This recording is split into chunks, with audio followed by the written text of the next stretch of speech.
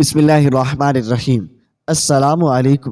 دسائیوں نے لڑکی کے باپ سے کہا وہ اپنی بیٹی کو راجکمار سے ملنے سے روکے ورنہ اسے فوج کی عہدیداری سے محروم کر دیا جائے گا۔ لڑکی کے باپ نے جب لڑکی کو بتایا کہ راجا نے اسے کیا حکم دیا ہے تو لڑکی نے باپ سے کہا موکو اس کی خاطر راج کی جانشینی چھوڑ رہا ہے تو وہ اس سے ملنے سے کبھی باز نہیں آئے گی۔ موکو اسے جب بلائے گا اور جب جہاں بلائے گا وہ وہاں پہنچے گی۔ باپ کو اتنا غصہ آیا اس نے اسی وقت بیٹی کا گلا دبا کر اسے مار ڈالا اور دسایوں کے دربار میں جا پہنچا۔ مہاراج نے حکم دیا تھا کہ میں اپنی بیٹی کو راجکمار موکو سے ملنے سے روکوں۔ اس نے اعلان کیا میں حکم بجا لایا ہوں۔ مہاراج اپنی بیٹی کا گلا گھونٹ کر مہاراج کی لاج رکھ لی ہے۔ شاباش، دسایوں نے کہا بول اپنی بیٹی کے خون کی کیا قیمت چاہتا ہے؟ وہ ابھی سوچ ہی رہا تھا کہ کیا قیمت یا انعام مانگے، اچانک موکو دربار میں داخل ہوا۔ اس کے ہاتھ میں برچی تھی، اس کی طرف لڑکی کے باپ کی پیٹھ تھی۔ ادھر دیکھ، موکو نے للکار کر کہا میں تجھے تیری بیٹی کے خون کی قیمت دیتا ہوں۔ لڑکی کے باپ نے پیچھے مڑ کر دیکھا، موکو نے پوری طاقت سے اسے برچی ماری۔ برچی کی آنی اس کے دل پر اتر گئی۔ موکو نے برچی کھینچی، اس کا شکار گر پڑا۔ دوسرا وار کرنے کی ضرورت ہی نہیں تھی۔ کوئی درباری موکو کو پکڑنے کے لیے آگے نہ گیا کیونکہ وہ دسایوں کا بیٹا تھا۔ اسے پکڑ لو، دسایوں نے حکم دیا۔ اسے کال کوٹری میں بند کر دو۔ موکو نے تلوار نکالی۔ اب اس کے پاس دو ہتھیار تھے۔ اس نے دربار پر ایک اچھتی ہوئی نگاہ دوڑائی۔ اس نے سب کو للکارا ہمت کرو۔ اس کا بڑا بھائی راسل خالی ہاتھ اس کی طرف آیا۔ چلے جاؤ موکو، راسل نے اسے کہا، یہاں سے چلے جاؤ۔ موکو دربار سے نکل گیا۔ اس نے اپنے باپ سے کہہ دیا تھا کہ اسے کال کوٹری میں بند کرنے کے لیے پکڑنے کی کوشش کی گئی تو اس کا نتیجہ بہت برا ہوگا۔ موکو لوگوں میں بہت ہر دل عزیز تھا۔ دسایوں اور راسل کو یہ خطرہ نظر آنے لگا کہ موکو کے خلاف کوئی کارروائی کی گئی تو لوگ اس کے ساتھ ہو کر بغاوت نہ کر دیں۔ لڑنے والے جو جنگجو تھے وہ بھی موکو کو بہت پسند کرتے تھے۔ موکو نے اپنے باپ اور بڑے بھائی سے کہا اسے الگ کر دیا جائے ورنہ ان کے لیے مصیبت بن جائے گا۔ دسایوں اور راسل نے آپس میں صلح مشورہ کر کے یہی بہتر سمجھا کچھ علاقہ موکو کو دے کر اسے الگ کر دیا جائے۔ چنانچہ اسے سورت کا علاقہ دے دیا گیا۔ یہ علاقہ رن کچ کا ہی حصہ تھا۔ تاریخوں میں یہ واقعہ تفصیل سے نہیں لکھا گیا کہ موکو کے دل میں محمد بن قاسم کی محبت کس طرح پیدا ہوئی تھی۔ تاریخ معصومی میں کچھ واضح اشارے ملتے ہیں جن سے پتہ چلتا ہے کہ موکو شکار کا شوقین تھا اور شکار کے لیے بہت دور نکل جایا کرتا تھا۔ شکار کے دوران اس کی ملاقات ان عربوں میں سے کسی کے ساتھ ہو گئی تھی جنہیں راجہ دہر نے اپنے ہاں پناہ دے رکھی تھی۔ ان سے اسے مسلمان کی رسم و رواج اور اسلامی تعلیمات کا پتہ چلا تھا کیونکہ وہ خود راجہ اور رعایا کے فرق کو تسلیم نہیں کرتا تھا۔ اس لیے اسے اسلام کا یہ اصول بہت پسند آیا تھا کہ کوئی انسان دوسرے سے بدتر نہیں۔ اس کے بعد اسے پتہ چلا کہ مسلمان جس شہر اور جس علاقے کو فتح کرتے ہیں اس کے لوگوں کو اپنا غلام نہیں بناتے بلکہ انہیں وہ پورے حقوق دیتے ہیں جو آزاد اور باعزت شہریوں کو ملنے چاہیے۔ مورخ متفق کا طور پر یہ لکھتے ہیں کہ موکو نے کھلا کھلم مسلمانوں کے حق میں باتیں کرنی شروع کر دی تھی۔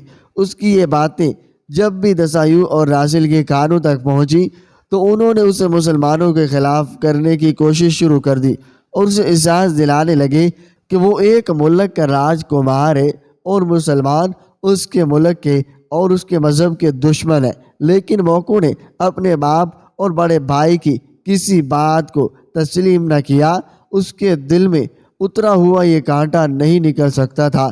جس لڑکی کو وہ چاہتا تھا اسے اس کے باپ نے قتل کروا دیا تھا۔ لڑکی کا قصور صرف یہ تھا وہ رعایا میں سے تھی۔ محمد بن قاسم کے ساتھ ابھی مقامی آدمی بہت ہو گئے تھے، یہ سب اس کے جاسوس بن گئے تھے۔ وہ شعبان ثقفی کے ماتحت کام کرتے تھے اور شعبان ثقفی نے انہیں ٹریننگ دے کر جاسوس اور مخبر بنا لیا تھا۔ عرب کے جاسوس بھی تھے لیکن وہ چہرے اور قد کاٹ سے پہچانے جاتے تھے۔ صرف ان عربوں کو سندھ میں جاسوسی کے لیے استعمال کیا جاتا تھا، جن کا رنگ سیاہ تھا۔ یہ زیادہ تر بدھو تھے جو پیدائش سے موت تک زندگی آسمان تلے گزارتے تھے۔ انہیں سندھ کی زبان سکھا دی گئی تھی، پھر بھی ان کے پکڑے جانے کا خطرہ موجود رہتا تھا۔ اب جب کہ مسلمانوں نے سندھ کے اتنے زیادہ علاقے فتح کر لیے تھے اور مفتوحہ لوگوں کے دل موہ لے لیے تھے، کئی مقامی آدمی محمد بن قاسم کے باقاعدہ جاسوس بن گئے تھے۔ محمد بن قاسم نے ان جاسوسوں کو دور دور تک پھیلا دیا تھا۔ ان میں سے 2 جاسوس رنکوچ کے علاقے میں بھی گئے تھے۔ ان میں سے ایک واپس نیرون آیا اور شبان سقفی کو موقعوں کے متعلق بتایا کہ وہ مسلمانوں کی طرف مائل ہے۔ اس نے یہ تمام واقعہ سنایا جو اوپر بیان کر دیا گیا ہے۔ اس نے یہ بھی بتایا کہ موقعوں کی طرف اگر الچی بھیجا جائے تو امید کی جا سکتی ہے وہ دوستی کا معاہدہ کرے گا، بلکہ وہ اطاعت بھی قبول کرے گا۔ شبان سقفی نے محمد بن قاسم کو یہ ساری باتیں سنائی اور کہا وہ خود موقعوں کے پاس جائے گا۔ محمد بن قاسم نے اجازت دے دی اور اس کے ساتھ جو محافظ بھیجے وہ تاجروں کے بھیس میں تھے۔ شبان سقفی جنوبی ہندوستان کا تاجر بن کر گیا۔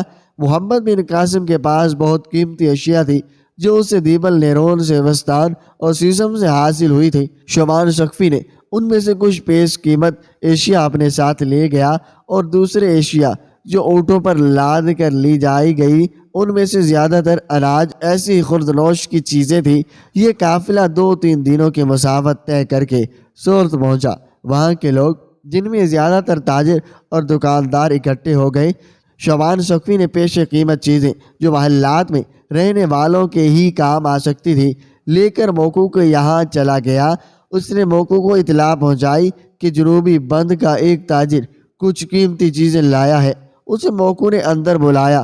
شبان سقفی نے اپنی قیمتی مال موقعوں کے آگے رکھ دیا۔ موقعوں نے کچھ چیزیں پسند کی اور ان کی قیمتیں پوچھی۔ میرا خیال ہے مہاراج نے قیمت ادا کر چکی ہے۔ شبان سقفی نے کہا، کیا کہہ رہے ہو تم؟ موقعوں نے پوچھا، میں تمہیں پہلی بار دیکھ رہا ہوں۔ میں نے یہاں آ کر سنا ہے کہ آپ مسلمانوں کے متعارف اور خیر خواہ ہیں۔ اب آپ اپنی رعایا کو اللہ کی مخلوق سمجھتے ہیں۔ شبان سقفی نے کہا، آپ نے دیکھا نہیں میں مسلمان ہوں اور میں جنوبی بند میں کاروبار کرتا ہوں۔ ہم مسلمان کسی کا احسان نہیں بھلا کرتے۔ مجھے آپ کی یہ بات بھی اچھی لگی ہے کہ آپ خدا کے بندوں میں اونچ نیچ کو پسند نہیں کرتے۔ میں یہ چیزیں بیچنے کے لیے لایا ہوں، لیکن ان میں سے آپ کو جو پسند ہے وہ میری طرف سے تحفے کے طور پر لے لیں۔ نہیں، موقعوں نے کہا، اگر میں نے مسلمانوں کے حق میں کوئی اچھی بات کہہ دی ہے تو میں اس کے عوض کسی مسلمان سے کوئی تحفہ قبول نہیں کروں گا۔ تم ایسا تو نہیں کر رہے کہ مجھے تحفہ دے کر خوش کرو گے اور میرے لوگوں کو اناج وغیرہ مہنگے داموں میں دو گے؟ میں اپنے لوگوں کے ساتھ یہ دھوکہ برداشت نہیں کروں گا۔ کیا آپ منڈی میں سے کسی کو بلا کر میرے اناج، تیل اور دوسری اشیاء کو بھاؤ نہیں پوچھیں گے؟ شبان سقفی نے کہا، مسلمان دھوکہ کھا لیا کرتے ہیں، دھوکہ دیا نہیں کرتے۔ شبان سقفی نے اپنی ذہانت کو استعمال کرتے ہوئے باتوں کا رخ موڑ دیا۔ یہ اس کا فن تھا جس میں اسے کمال حاصل تھا۔ اس نے موقعوں کو اپنے اثر میں لے کر محمد بن قاسم کا ذکر چھیڑ دیا۔ اگر آپ عرب کی فوج کا مقابلہ کریں گے تو آپ کو بہت نقصان اٹھانا پڑے گا۔ شبان سقفی نے آخر میں کہا، اگر آپ محمد بن قاسم کے ساتھ پہلے ہی دوستی کا معاہدہ کر لیں گے تو آپ اسی طرح یہاں کے حاکم رہیں گے جس طرح اب ہے۔ آپ کو مزید فائدہ یہ ملے گا کہ آپ کی اور آپ کی رعایا کی جان و مال اور عزت و آبرو کی حفاظت ضروری ہوگی۔